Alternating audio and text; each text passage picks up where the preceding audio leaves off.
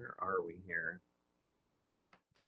Good evening, everybody. Welcome to the June 17th meeting of the Yakima School Board. Thankful that you could all join us on a beautiful Yakima evening. Let's begin here. We have our call to order. And to begin with, just a reminder, we do offer Spanish interpretation services from Jorge with Language Connection. Jorge's in the back. If you need translation assistance in person, please check in for a device. And Jorge, would you please translate this information for us? Good evening. Buenas tardes. Si alguien necesita de la ayuda de un intérprete, tengo el sistema y los radios aquí atrás para que los usen. Gracias. Thank you, Jorge. Thank you for being here tonight. Barb, would you please take the roll? Director Walker, Here. Director Rice, Here. Vice President Villanueva, Here. President Beckett, Here. and Director Navarro Jr. is excused. I don't mention this every meeting, but for those of you here tonight, just as a reminder, we do provide live streaming for the meeting. The link can be found on our webpage under the Board of Directors tab. And if you're interested in watching recordings of past meetings, you can find them on the district's YSD YouTube channel. Would you please join me in the Pledge of Allegiance this evening? I pledge allegiance to the flag of the United States of America and to the republic for which it stands, one nation, under God, indivisible, with liberty and justice for all.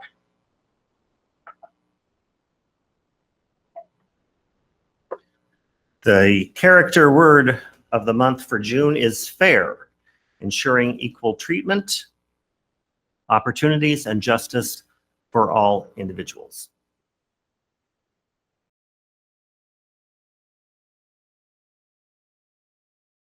Today, the schools of the Yakima School District rest on the ancestral lands of the 14 confederated tribes and bands of the Yakima Nation. Hoy las escuelas del Distrito Escolar de Yakima descansan en las tierras ancestrales de las 14 tribus y bandas confederadas de la nación Yakima. The people of the Yakima Nation inhabited more than 12 million acres. La gente de la nación Yakima habitó más de 10 billones de acres. Across Adams, Benton, Chelan, Douglas, Franklin, Grant, Kittitas, Klickitat, and Yakima counties. En los condados de Adams, Benton, Chelan, Douglas, Grant, Franklin, Kittitas, Klickitat, y Yakima. Today we honor those native peoples who are tied to the land through history, legends, and culture. Hoy honramos a estos pueblos originales que están vinculados en la tierra a través de historias, leyendas y culturas. We acknowledge the descendants who live in the world today. Reconocemos a sus descendientes que viven en el mundo de hoy. We thank the caretakers of this land who have lived here and continue to live here since time immemorial. Agradezcamos a los guardianes de la tierra, quienes han vivido aquí y continúan viviendo aquí, desde tiempos inmemoriales. An acknowledgement is a simple, powerful way to show respect. Un reconocimiento es una manera simple y poderosa de mostrar respeto. And a step toward correcting the stories and practices that erase indigenous peoples' history and culture. Y un paso hacia la corrección de las historias y prácticas que borran la historia y la cultura de los pueblos indígenas. It also honors the truth. También honra la verdad. As a school district, we will continue to build upon our relations with the Yakima Nation. Como distrito escolar, continuaremos fortaleciendo nuestras relaciones con la nación Yakima. I would point the board members to our section in board docs where we have a link to a obituary through the Yakima Herald for Lillian Owens Nordberg, a valuable member of the Yakima School District family who has passed away. I would invite you all to please join me in a moment of silence in Lillian's memory.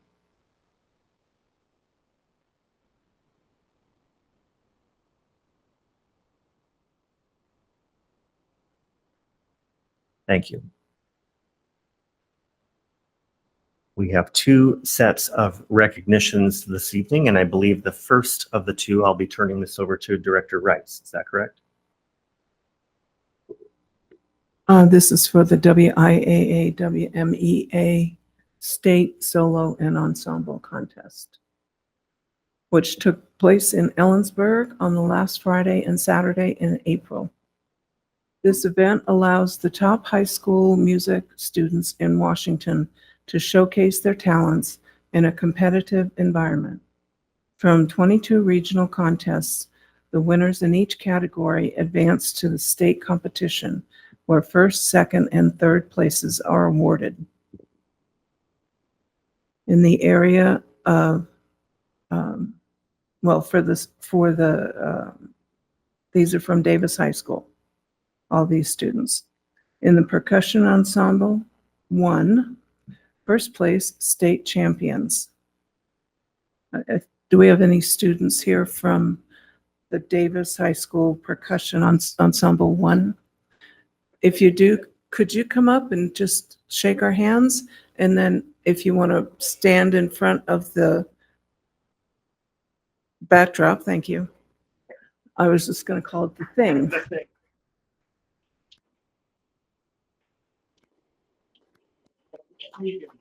Congratulations. And Kirsten will take your pictures.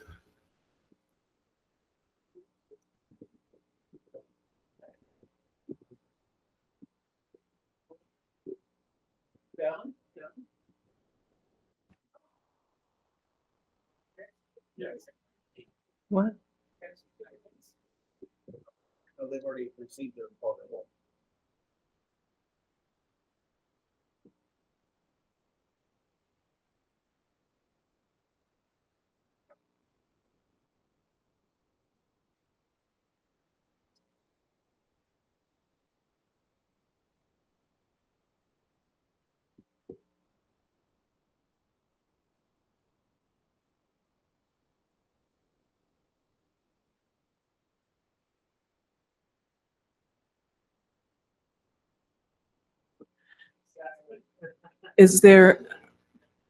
Do you have anything you'd like to share with the board about your competition?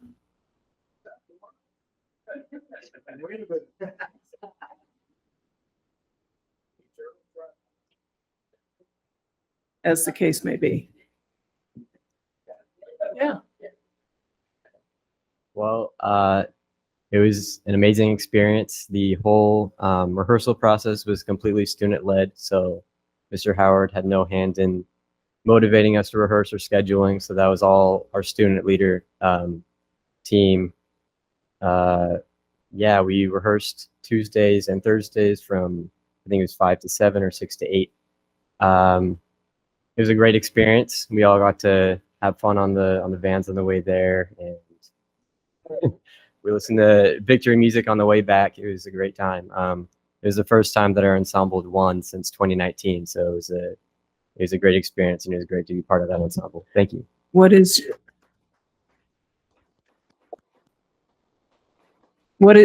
your instrument? As a percussionist, we kind of have to play everything, but in this ensemble, I was playing the vibraphone. So it's like it's a metal keyboard, and then you hit it, and it kind of goes. Yeah. Thank you. And could you just introduce yourself? Oh, for I'm us? Jason McCausland. Nice to meet you, Jason. Thank you for being here. Thank you. Okay. As Jason said, their music teacher is Sam Howard. Sam, are you here this evening? Okay. 11th grade member of this percussion ensemble is Matthew Alvarez. No. Oh, okay. He's the only rep. Okay, well, Jason, thank you for representing. And sure. Just like to add, thank you, Jace, for your words up here and for having your family here. I had the opportunity to attend the ensemble. There was a concert a couple of weeks ago. Wonderful opportunity to see them perform at the Davis Auditorium. They had a great number of people there, and they were able to receive their medallions, their medals from state. So it was quite a large group, as you saw, and I just really appreciated the opportunity to be there with our directors and of course all the students. And then winning state as a senior, that's just a great outgoing opportunity and kind of leaving a legacy for those after him to hopefully then carry the torch and maybe go on to several other successful state titles. But we appreciate the hard work that's gone into, I think, what Jace mentioned as well was just how involved the students were in making sure that things happened and their commitment in leading one another to victory. So I appreciated that. I just wanted to acknowledge to our board that we do have those opportunities out there for the community to benefit from. And it was just a wonderful opportunity to see them perform after their state title. Thank you, Dr. Green. Director Walker, I'll turn it over to you. Well, it's my pleasure to announce some spring sports athletes' accomplishments. The Board of Directors congratulates the following student athletes for their exceptional contributions during the spring sports season. We recognize their remarkable achievement of placing 8th or higher at state and/or receiving a student athlete award. Your dedication, hard work, and sportsmanship exemplify both your talent and your unwavering commitment. First, we have from Davis High School, Columbia Basin Big Nine All-League Conference Honors. Ian Martinez, Soccer Defensive Player of the Year and First Team Soccer Defender.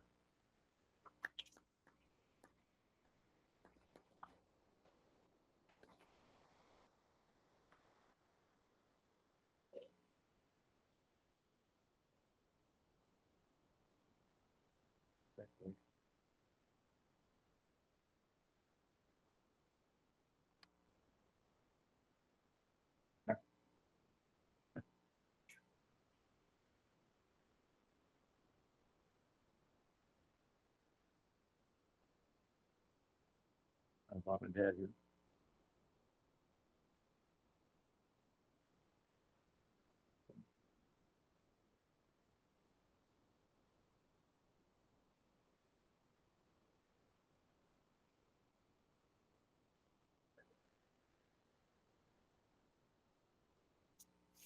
Also from the soccer team, we have Antonio Garcia, First Team Defender. No, Antonio. No, he's baseball. Also from soccer, we have Jose Cuevas Diaz, First Team Soccer Midfield.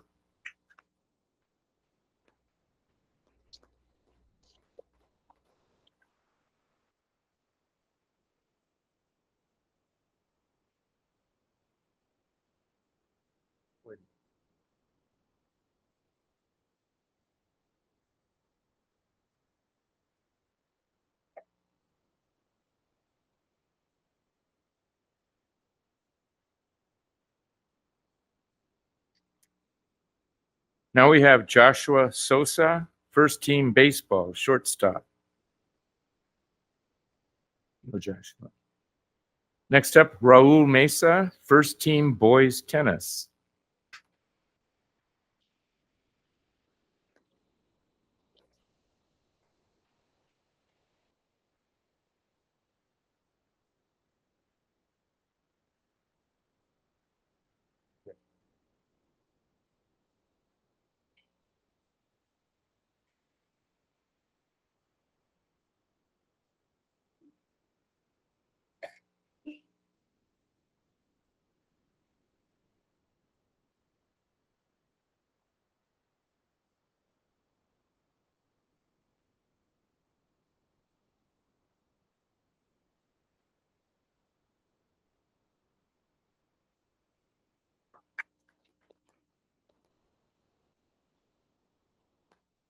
Also competing on the boys tennis team, Matthew Bethel. And last and not least from Davis, we have Andy Bush, Track and Field Coach of the Year. Now from Eisenhower High School, we have Maverick Pastor, first team boys golf. Sergio Mora, first team boys soccer.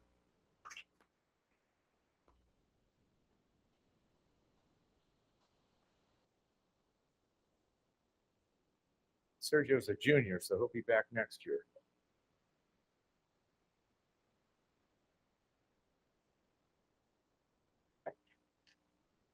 Adeline Stephen, co-player of the year and first team girls tennis.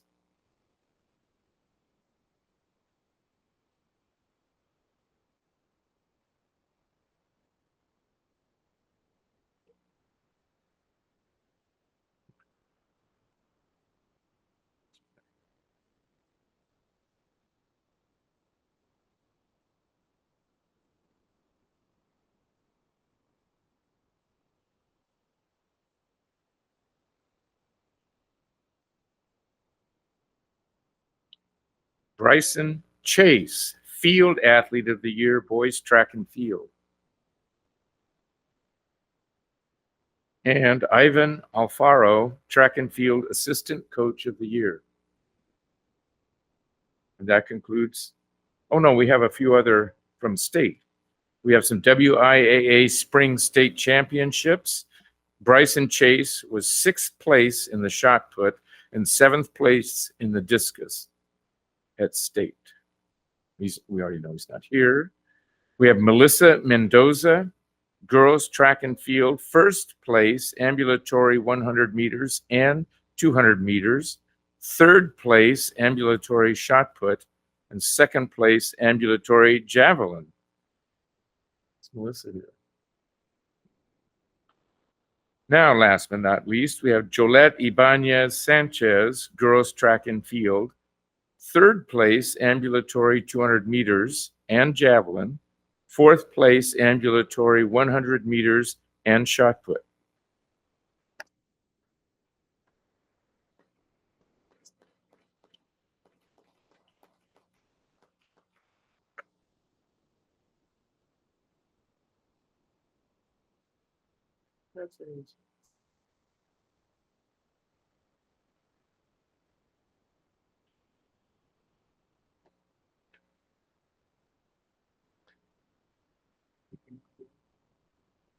Thank you to Director Rice and Director Walker. And if we have students still here, in just a second, we'd love to do a group photo as well. So yeah, no matter which school, sport, or music, exactly. All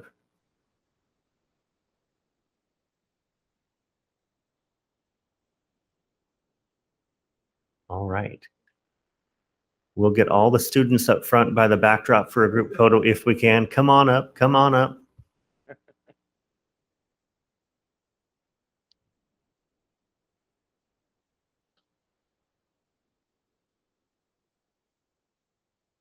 Is anyone hiding back there, refusing to come up for the picture?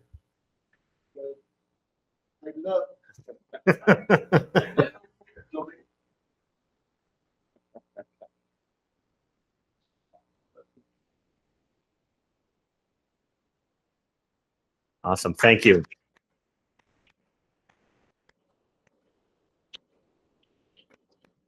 It's always a pleasure to be able to congratulate our students and their families when they show up, and we appreciate you being here.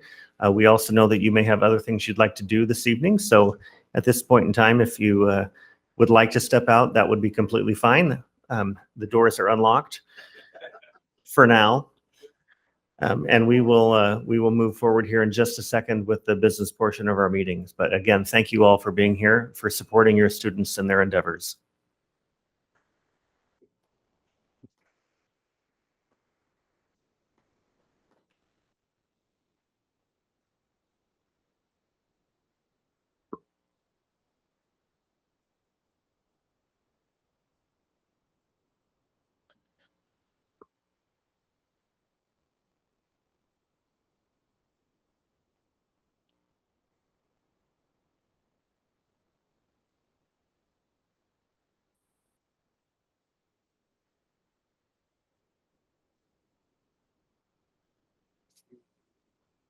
We'll be moving on to our reports to the board section this evening. And to begin with this evening, Francis Guerrero from YEA is the first on the list. Franny, welcome. I believe we have the podium back in its rightful place.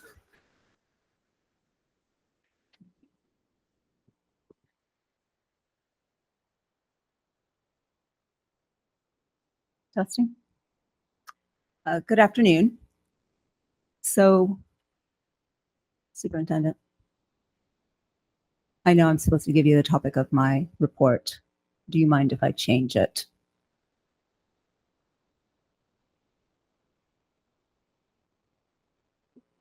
Go right ahead.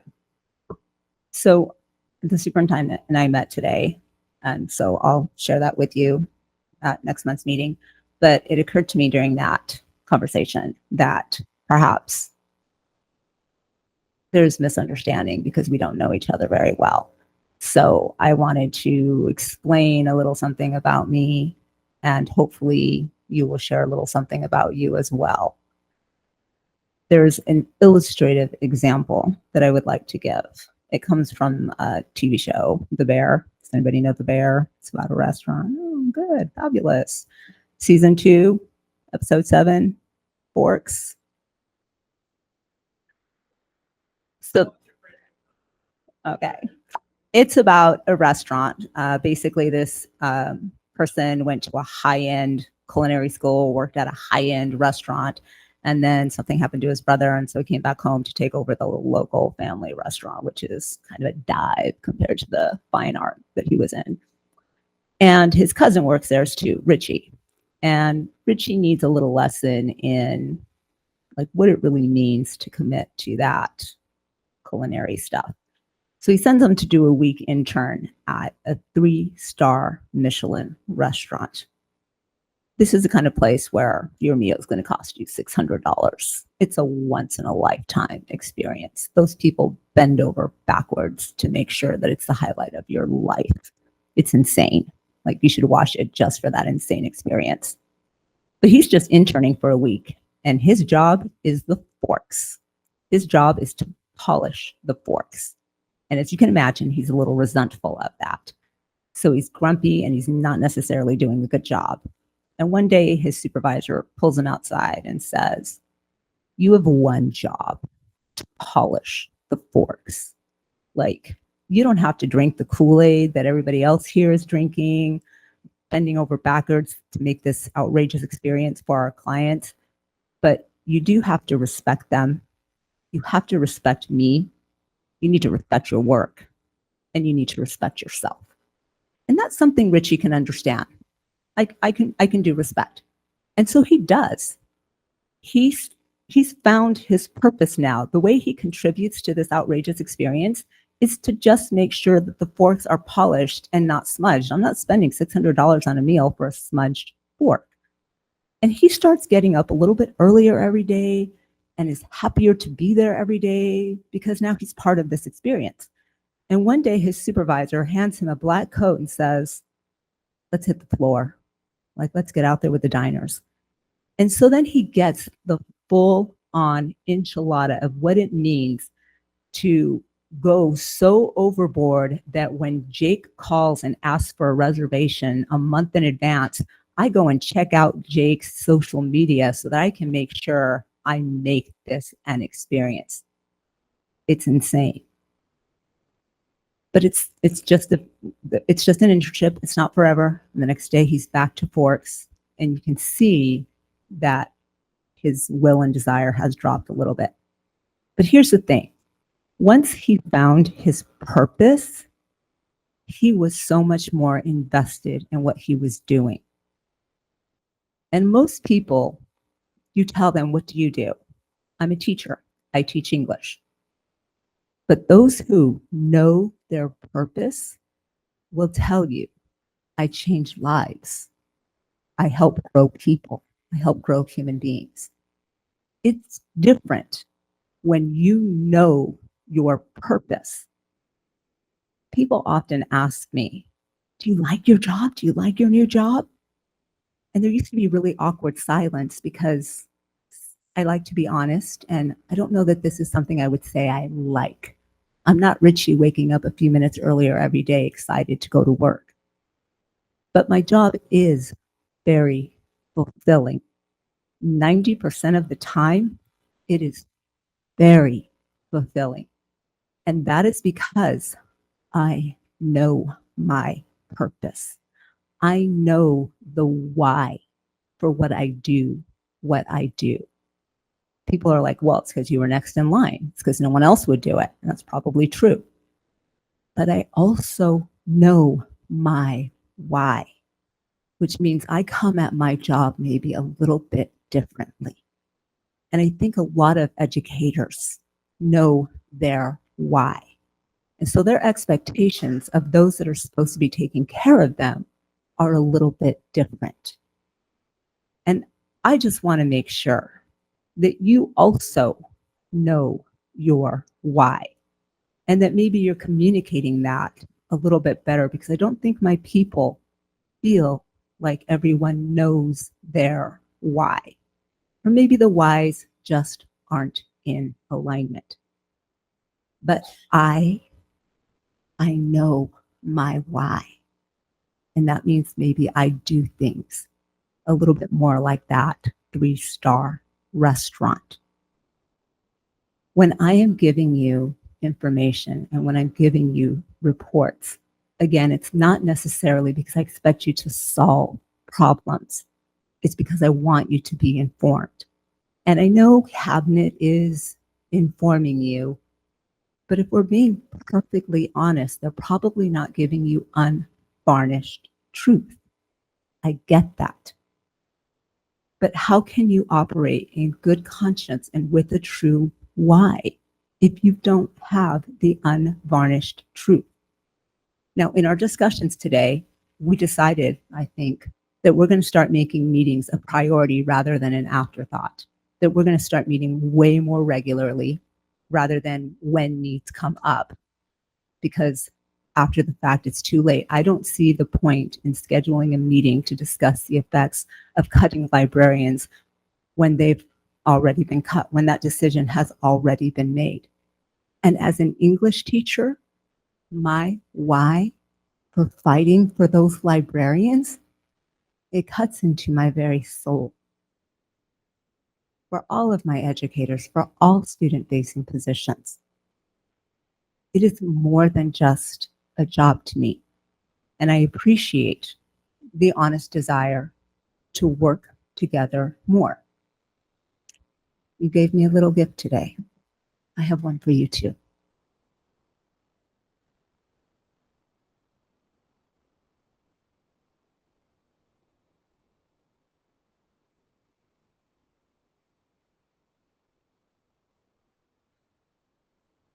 Thank you, Franny.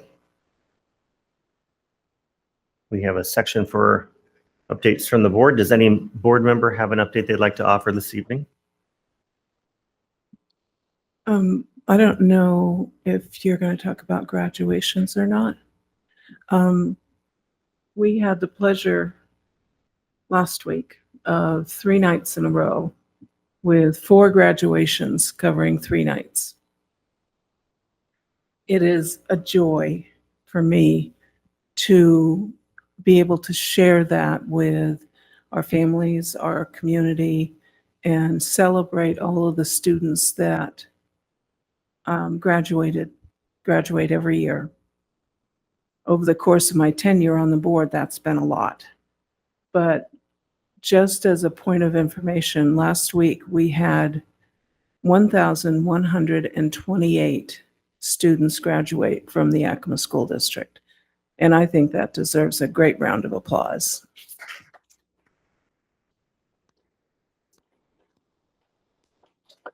We will have a few more that graduate that meet their graduation requirements over the summer, and we will celebrate those in the fall.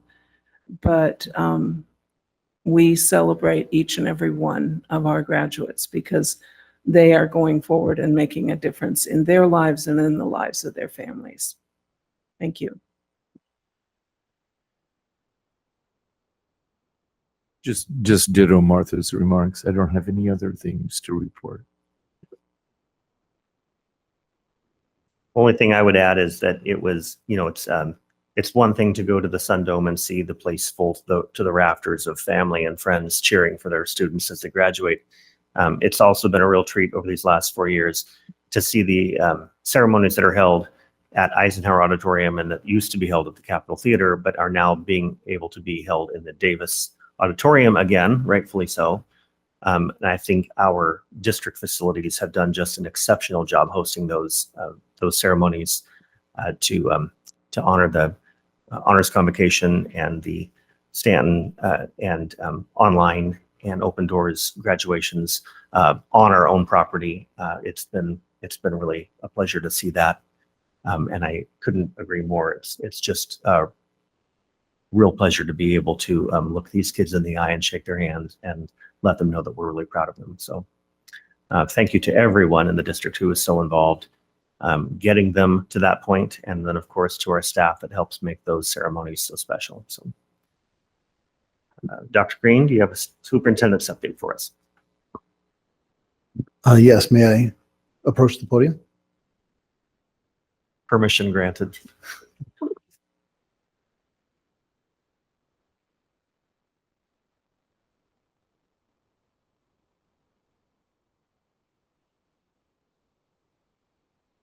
Thank you, President Beckett, members of the board. I'm not going to read the tribute that I have for Stacy Locke, but I would certainly like her to come. Yeah, talking about you. I need you to come stand up here by me for a second. For those of you here in the crowd and those watching, this is Stacy Locke's last board meeting. So she is retiring.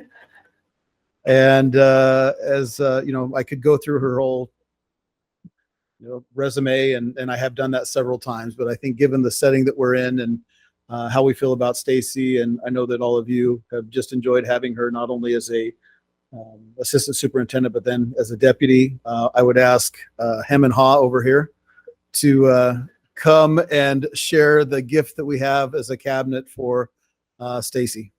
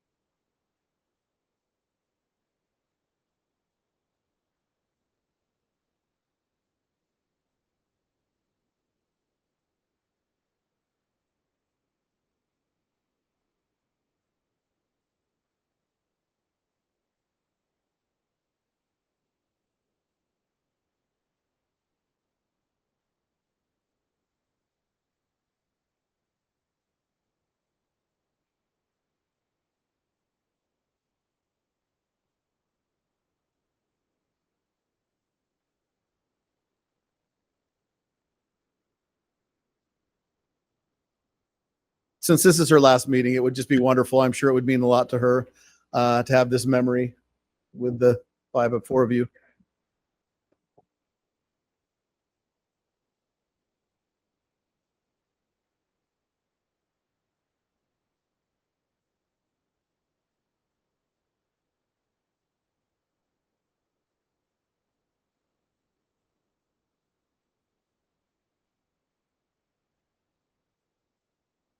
We do want to thank all of our principals who and other individuals who sent us T-shirts that they had left over through the years. So you'll see some eclectic T-shirts and whatnot, but this was put together by Monica Lake, who is our paralegal, works with Bob in our legal department.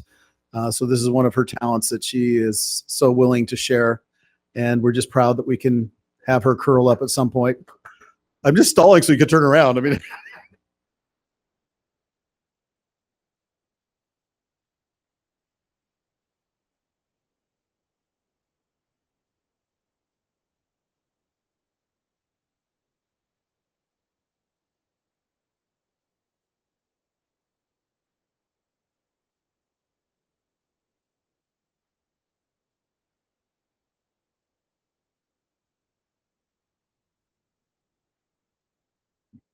Thank you, Dr. Green. Congratulations, Stacy. Stacy, you're in real luck that these meetings are televised, and you'll be able to follow along even if you're not here in person. Stacy, we appreciate you very much. That does take us to a section where we always point out to the members of the board that our calendar is in the board docs, and we have our opportunity if there's anything to be highlighted or not. Just one thing, please join us. Thank you, Kirsten, for being here.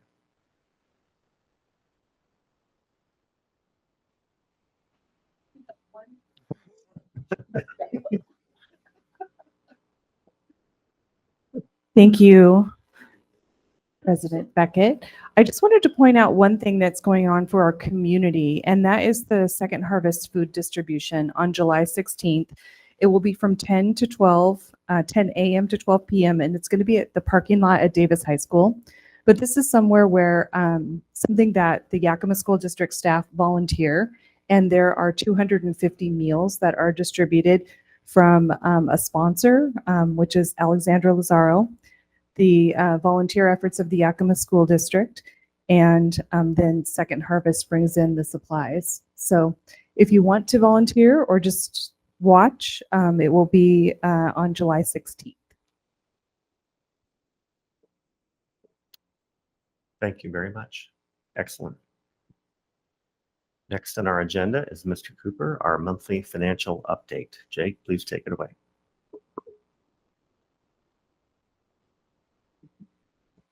Good evening, members of the board. Superintendent. Before I begin, I'm gonna do a little bit of education since that is our industry. So a few budget updates. My office and department and team are close to final reconciliation for the 25-26 operating budget, so we're very close, which will put us in a good place for our public hearings at the end of July and then potential adoption in August.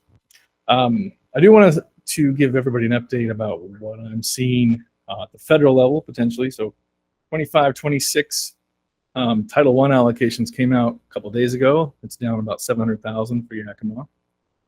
So we're seeing the federal allocations tighten up. Additionally, I shared with the administrative staff, there is a lot of different points of view on if the federal government is going to cut budgets in 25-26 or 26-27. So as you know, the first appropriations bill, even though it's not an official omnibus, went through the House and is over in the Senate as potentially will be sent back to the House. Likely reductions will not take place until 26-27, except for, so the federal fiscal year runs October 1st, September 30th. There is something called pocket rescissions. So pocket rescission is a tool that the federal government can use, hasn't used for a long time, which means that if the president puts forward rescissions in the last 45 days of the congressional session and they're unacted upon by the Congress, then they're reduced. So the Congress does not need to act. It's a tool that's been used throughout history, but not very often, because when was the last time the federal government cut money and gave it back to Congress? It's been a long time. So that is an option and something we may see towards the end of the fiscal year. That would be an August or September action, likely. I would bet a small amount of money that is when we would see the Title III and migrant funds potentially go for fiscal year 25-26. That's about $3 million in total, and I touched upon that during my budget presentation. So I wanted people to know you're hearing different things. There are different tools that could reduce our funding in the near term, 25-26 at the federal level. That would be done through rescission or impoundment. It does not take an act of Congress. It is a simple document put forward to Congress by the President of the United States. And if they fail to act, reductions become statute and law, and then they roll into the next fiscal period. So pocket rescissions, maybe you didn't want to know about that, but I wanted to make sure when we're talking to administrators, when they start to hear things about the federal budget, that they understand what could happen. Secondarily, my colleagues are telling me that the state revenue forecast is not looking good at all. So state revenue, and these are murmurs, of course, from OFM and some state folks that I know, but the revenue forecast should be coming out rather soon. But I'm also hearing that the revenue forecast at the state level is not looking good. We'll see what that actually means in technical terms. So two things of headwind, potential federal reductions, and 25, 26, likely 26, 27. We could plan for those. And then the state revenue forecast is not looking great. But we have put ourselves in a decent position and have reduced and managed ourselves into a place where our cash is beginning to rebuild.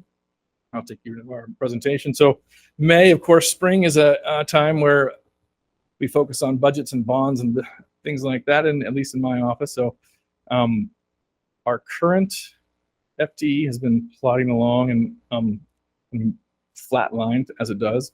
As I have discussed before, I'm projecting downward, particularly our kindergarten class. I'm hearing both anecdotally and numerically that our kindergarten class has been slow to enroll and rather small currently, so we'll be watching those numbers. Historically, we have run classes of between 12 and 1,300. Last kindergarten class was just under 1,000. So we'll be watching enrollment closely. We have staffed and projected as such, but at the same time, it's a good time to update you on early numbers. Again, FTE we talked about several times, but here's what I am pleased with. So cash is king. I'm going to say it again. Cash is king. So you have to have liquidity, you have to have money in the bank, and you have to be able to manage your cash flow. There are several districts that are going to go into binding conditions. More districts. I was on a call with OSPI a few days ago. I think they're going to be 10 or 11 total by the end of the fiscal period. So those who've said that it's Yakima's mismanagement, etc., I want to take that on a little bit. When we manage a budget and make reductions, they're difficult. But that is called financial management, just like at home. If you lose a job, your income goes down, you have different expenditures, maybe you bought a new house and your mortgage goes up, you have to rework your financials. So that is always, we talked about, and I appreciate Franny talking about her why. My why has always been to keep the district solvent. And it often runs counter to other people's whys because that's the industry we're in. But that is the goal. And so some may characterize reductions and efficiencies and hard decisions as financial mismanagement. I would characterize those as financial management. Because if you don't make those decisions, we become insolvent and the whole organization goes broke, which we're seeing all around us. So our tough decisions that were made and can continue to be made have put us in a really good place compared to others. So I'd like to thank you personally, professionally, for the board, the actions you've taken thus far and those you'll take in the future. So all that being said, our cash is above projection, which is what we want to see. That is because we have tightened up expenditures throughout the fiscal year. I believe cash is going to end very close to projection.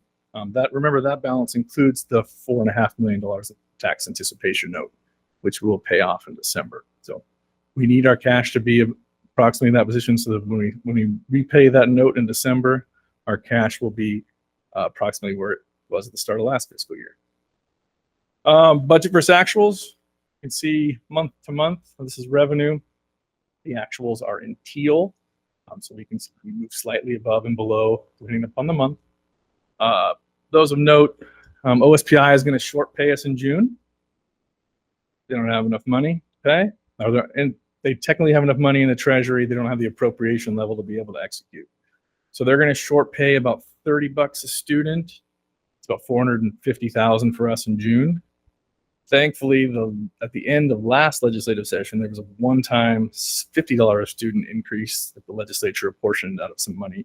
So it'll offset it. So we'll net 20 ahead, and they'll plan to repay us over the next month. So even at the state level, and it's hard because June is a low cash flow month, as we've just discussed. And so a few districts around the state may go into the red next month because of the short pay from the state. Budget to actuals and compare. You can see month to month, our budget to actuals are slightly less. You can see in May, though, we picked up some expenditures. We had some large MSOC purchases go outbound, and it's about $700,000 or $800,000 above projection. But all in all, right where we need to be. And then our MSOC trend, which is more volatile, which is our material supplies and operating costs. As you can see, that really is driven predominantly by when we have large purchases in this spring or in the late months of the year if we do a curriculum adoption, etc. So you can see our MSOCs, material supplies and operating costs are looking good. But overall, I would say that there are headwinds coming from external forces, as they always are. We're driven by externalities here. However, as we continue to reduce and tighten, and the actions that we'll take when we adopt the budget and took this spring, will put us in a solid position going forward. My job is to tell you as much as I know when I know it. If the feds do take money mid-year, we will have to take some type of action. We can't just not and have that $3 million go to an unfunded, have revenue, program expenditures attached to no revenue. But that's a conversation for a separate day. So if there are any questions, I'd be happy to answer. And thank you for allowing me the time to give you a little bit of education on pocket rescissions and impoundments. I just have a couple of questions. We hear through the state WASDA, et cetera, grapevine about districts that are facing the likelihood maybe of falling into binding conditions. I don't really understand. Is there a date by RCW that is triggered for that, or is there a financial metric which triggers binding conditions with OSPI? Financial metric. It's either one of two measures, as far as I understand. One would be you have you end the year with negative cash, or you create a budget that has a negative fund balance. Those two measures generally trigger binding conditions. And then after that, it goes into oversight and et cetera, which you've seen, in districts like Marysville, where the board and the community continue to wrestle with their deficits. Moses Lake is another similar place. So binding conditions generally is when the state takes in the oversight. However, there is a misnomer. Even if the state was to come in and you were in a terrible financial position, the school board and the staff still have to do the work. Those reductions that need to come out of certain districts, that still is on the board's, that's in the board's purview, and recommendations have to come from administration to make the reductions. And so those are, as all know, making reductions is a very, very tough thing to do in a community. So we'll see. Right now, currently, again, 10 to 12 districts in binding conditions, it's usually negative cash or negative fund balance. Thank you, Jake. Anyone else? Thank you.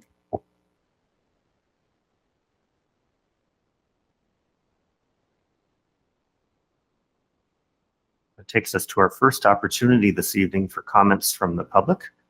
This is the section on specifically on agenda items. I apologize, I don't have my screen right We in do front not of me. have any at this time. And we for don't have anyone agenda signed up? items, Not for agenda items. Not for agenda items. Thank you, Barb. And we will move to our consent agenda under section D. The consent agenda this evening includes approval of meeting minutes for May of 2025, notification of approval of warrants for May of 2025, approval of personnel actions, the budget status reports for May of 2025, and the interlocal agreement between YB Tech and PNWU. Any item from the consent agenda can be pulled for further discussion by the board. Does any board member wish to have any of these items removed for discussion this evening? Hearing none, then I would entertain a motion to approve tonight's consent agenda. So moved. Second. Thank you, both of you. Appreciate that. We have a motion and a second to approve the consent agenda. Is there any further discussion? Hearing no objection, all in favor, please say aye. Aye. Any opposed? Motion passes. Thank you very much. Under our approvals section, approval number 1 this evening is for out-of-country travel to Yokohama, Japan. I believe Kirsten Fitterer, our Executive Director of Communications and Engagement, will address this particular item tonight.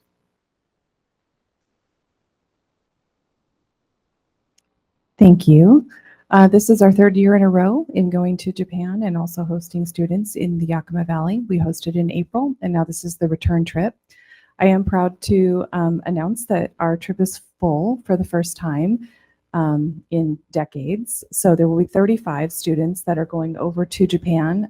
5 of those are from other districts, but 30 are from the Yakima School District. So those dates are July 18th through August 2nd, and we will have 4 chaperones along. We have had generous sponsorship from our community, so there is no expense to the district for any of the chaperone expenses, and then the families have paid for their own way. And we have not had, because of generous donations, we have not had to raise prices for families in 3 years. And in fact, this year for We have Group A and Group B, just depending on the timing of when your flights were booked. And there was even a reduction in cost for those families. So it's a good program this year. I'm very excited about it. So we request your approval for us to go. The action letter is attached in board docs. The requested action is for approval of out-of-country travel to Yokohama, Japan from July 18, 2025 through August 2nd, 2025 for 35 students accompanied by 4 chaperones. Kirsten Fitterer serving as the district lead for the program. Do I have a motion? So moved. Second.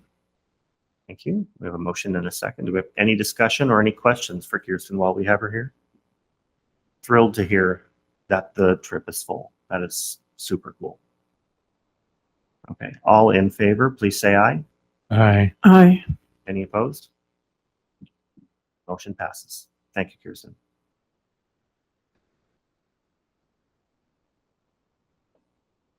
Our second approval, thank you. Our second opportunity for comments from the public. This is for all other items. We have 2 people signed up tonight. Teresa Maldonado. Teresa, if you're here, you can come up to the podium, please.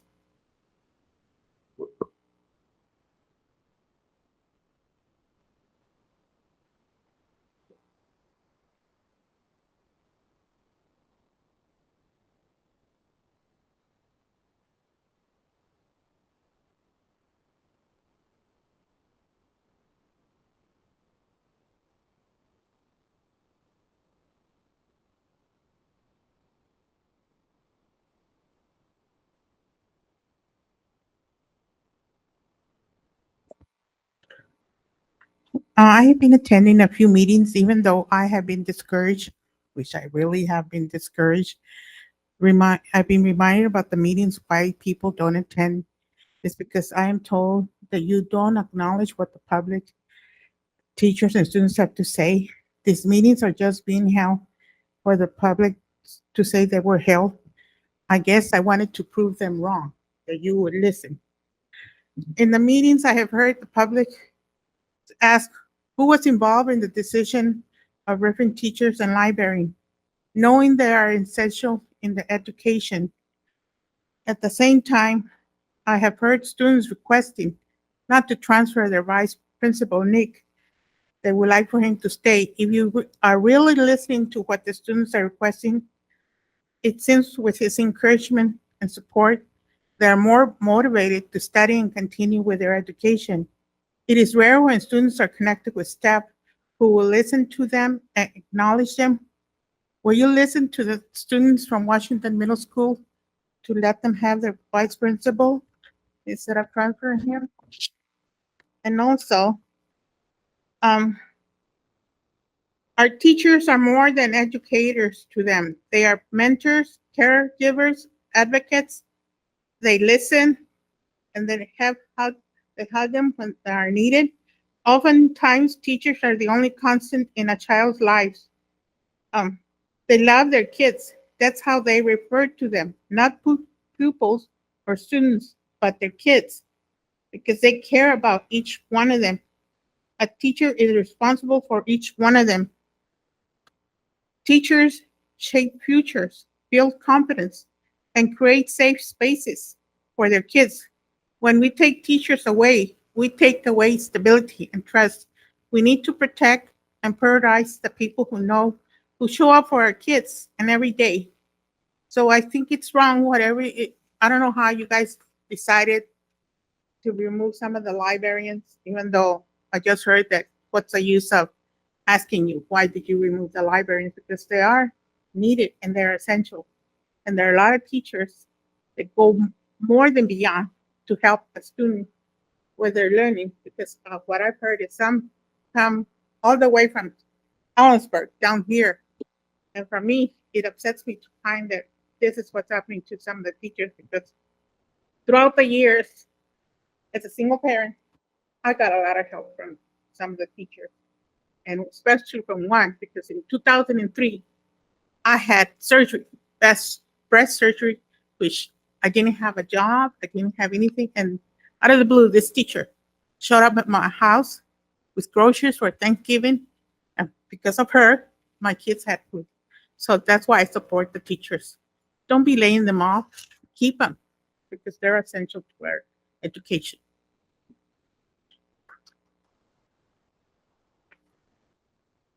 Thank you, Teresa. Our next speaker this evening is Michael Clark.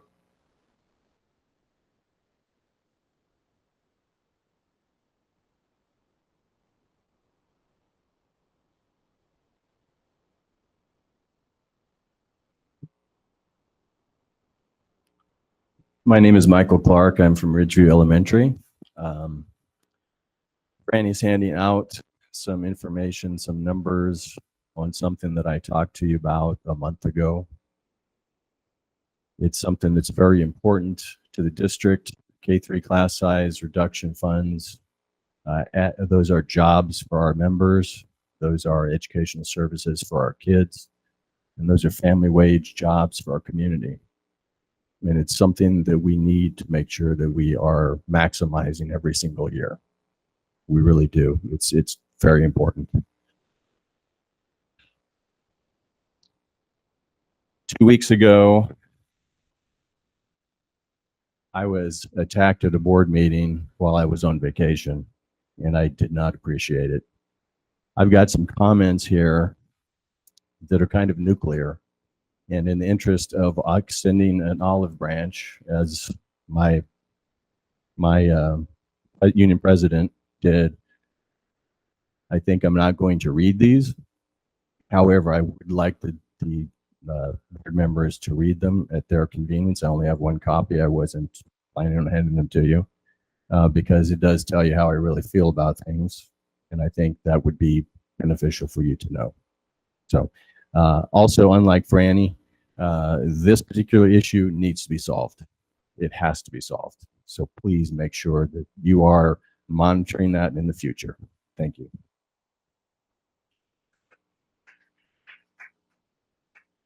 Thank you, Michael.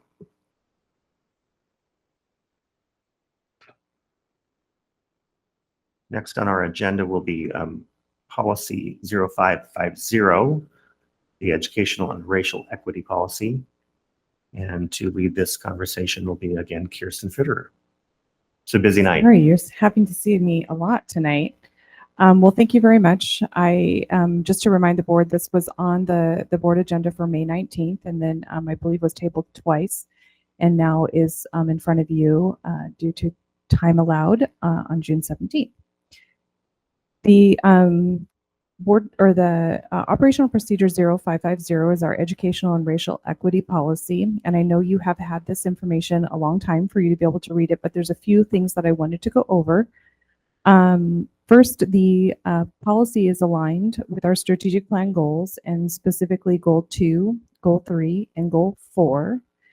I interpret the policy to mean we must implement consistent system-wide practices that promote inclusive, identity-affirming environments and actively work to reduce inequities in access, experience, and outcomes for all students. There are 4 policy pillars. The first is climate and culture. The second is leadership and partnerships. The third is talent recruitment and retention. And the fourth is teaching and learning. I show that we are in compliance with all but 3. 3 is talent recruitment and retention, and we are partially in compliance with that. In addition, my colleague Anthony Murrieta, Assistant Superintendent of Human Resources and Maintenance and all the things, helped me put this one together, and he does have some language proposal to change in this policy. And that is the current language for bullet 3 is engaging all school personnel in cross-cultural reflection and dialogue to build awareness of their own identities and privileges and address the impact of biases and microaggressions in the workplace. And he is proposing a revision of strive to engage all school personnel in cross-cultural reflection, and the rest remains the same. And then the next is just a more of a grammatical change, and it is the providing the relevant professional development to enhance all employees' knowledge of and skills for eliminating racial and ethnic inequities. And he would like to see provide relevant professional development to enhance employees' knowledge of and skills for eliminating racial and ethnic inequities. So in summary, the proposal is for those language changes, that we are partially in compliance and still working toward compliance in number 3, and that we are in compliance for the other 3. And at this time, I can, along with my colleagues who helped me put together the report, answer any questions. Any questions from the board?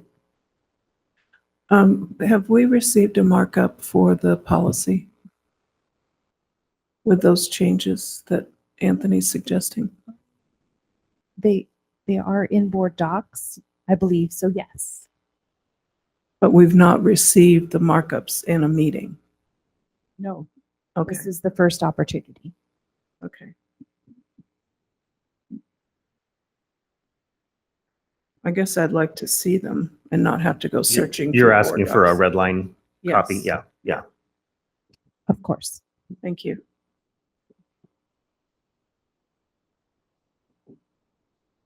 Awesome. Thank you very much.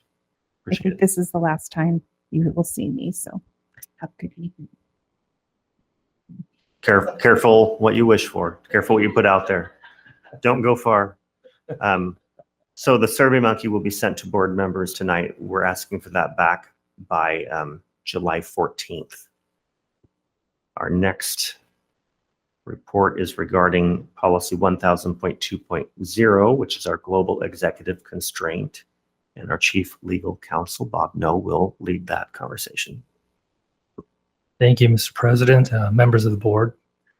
As you know, the superintendent's position carries with it a significant amount of authority, and so the board has this policy in place to monitor the superintendent's actions to make sure that he's in compliance.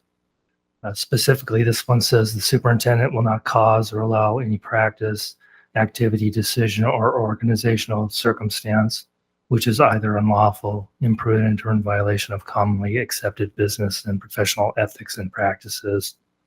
Further, the superintendent will abide by all negotiated agreements or rectify any violations as expeditiously as possible. We are here to tell you that the superintendent is in compliance, and for purposes of providing the evidence, you've had an opportunity to read this. There's 2 different forms of evidence we're providing is the internal controls, which show all the different policies and things that ensure that the superintendent is in compliance with laws and the actions taken to remain in compliance.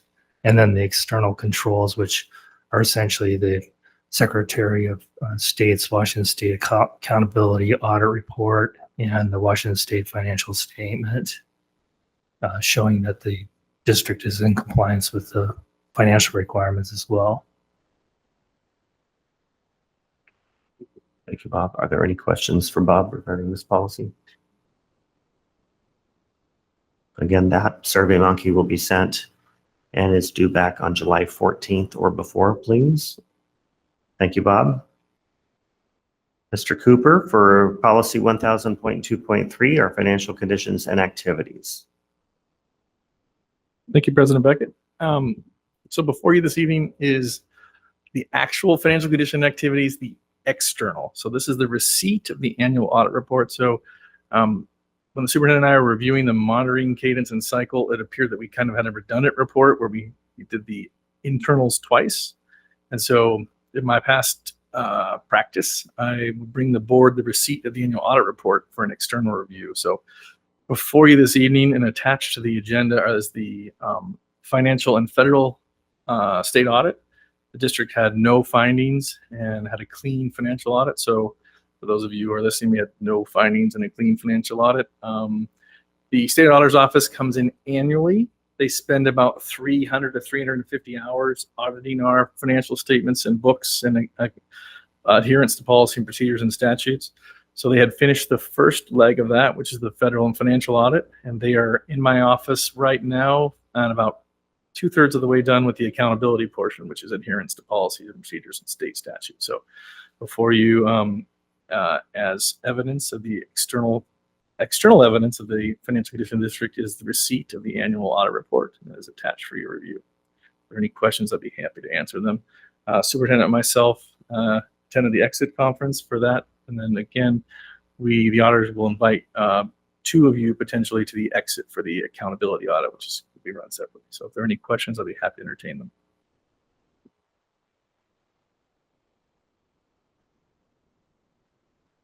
Thank you, Mr. Cooper. Doesn't look like there are any questions. We have three policies on the agenda tonight for what you would call first reading, I suppose. 1000.4.2, which is our accountability of the superintendent. 1000.4.3, the delegation to the superintendent. 1000.4.4, the monitoring superintendent performance. All three of those policies are linked in board docs for your review. We will have report back and discussion at a subsequent meeting. Does anyone have any questions? Well, the links that are in board docs aren't working. It doesn't bring up the policy. At least not on my computer. We will double check the links. It does provide a download. So if you click on that blue, it will provide a download. You can then access. I don't know if. Okay.